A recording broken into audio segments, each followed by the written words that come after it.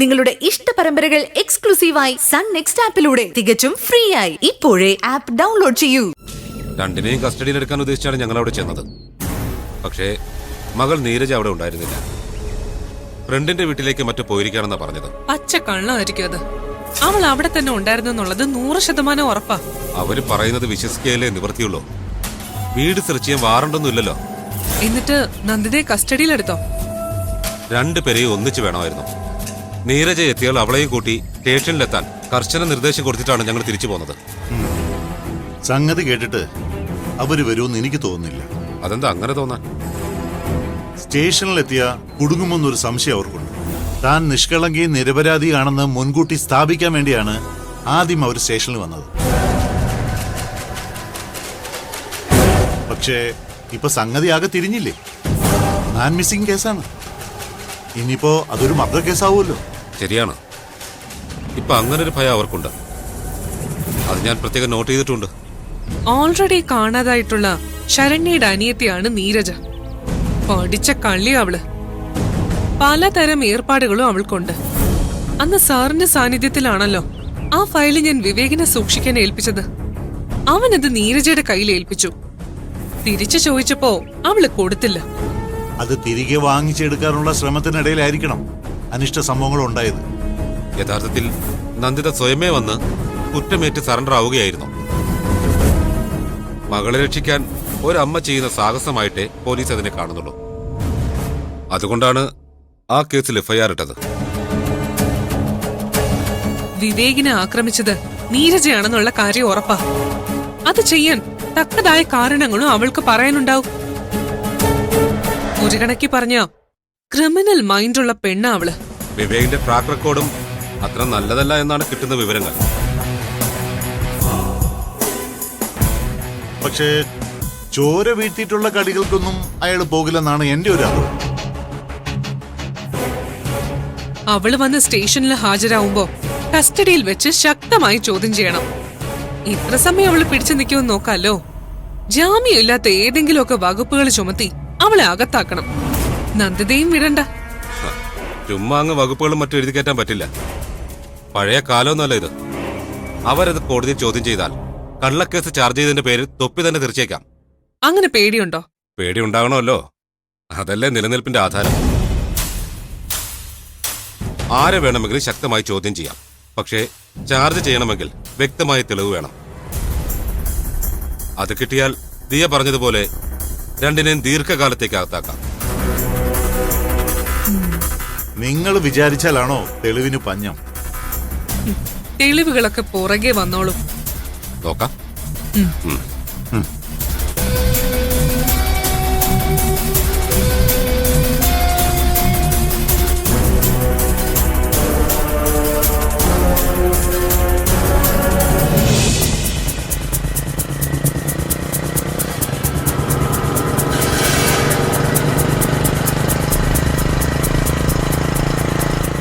നിർത്തി.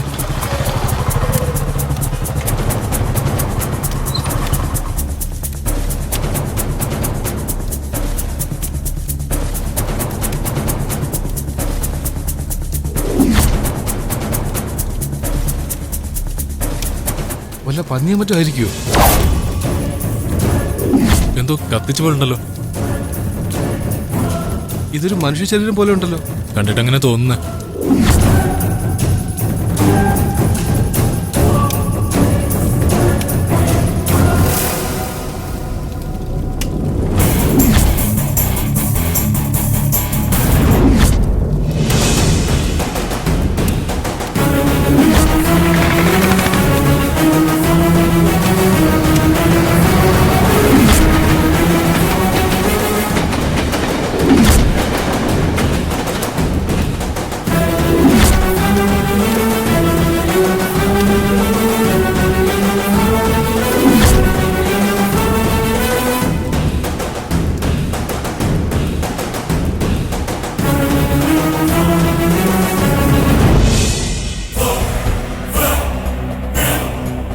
Hello, police സ്റ്റേഷനല്ലേ?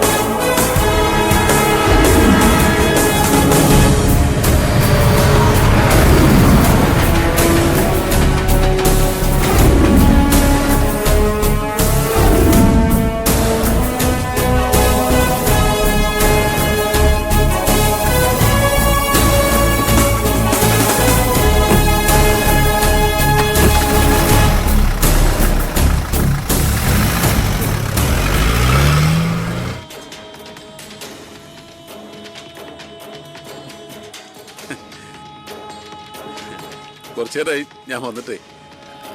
അകത്തിരിക്കാന്നൊക്കെ അമ്മച്ചി പറഞ്ഞതാ. പക്ഷേ ഇവിടുത്തെ ഒരു ക്ലൈമറ്റ് ഉണ്ടല്ലോ, അതൊരു വല്ലാത്ത സുഖം. അതിഥി തൊഴിലാളികളുടെ പ്രശ്നങ്ങളെക്കുറിച്ചും ക്ഷേമകാര്യങ്ങളെക്കുറിച്ചും പഠിക്കാൻ ഒരു കമ്മിറ്റിയെ നിയോഗിക്കുന്ന കാര്യം തീരുമാനമായിട്ടുണ്ടെന്ന് മന്ത്രി രാജഗോപാലൻ അറിയിച്ചു. കേരളത്തിൽ ഈയിടെയായി വർദ്ധിച്ചു വരുന്ന ക്രിമിനൽ കുറ്റങ്ങളുടെ കാരണം കണ്ടെത്തുന്നതിനായി ഉന്നത പോലീസ് ഉദ്യോഗസ്ഥരുടെ യോഗം ഉടൻ വിളിച്ചു ചേർക്കുന്നുണ്ടെന്നും മന്ത്രി അറിയിക്കുകയുണ്ടായി. കണ്ണമൂലയിൽ കത്തിക്കരിഞ്ഞ നിലയിൽ ജഡം കണ്ടെത്തി.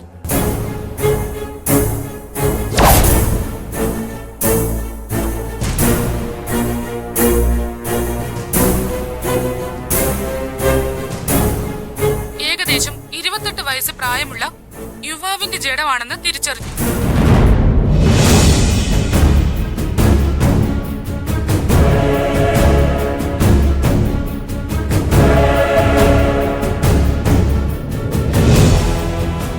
സംഭവ സ്ഥലത്തെത്തിയ 2 യുവാക്കളാണ് ജഡം ആദ്യം കണ്ടത്.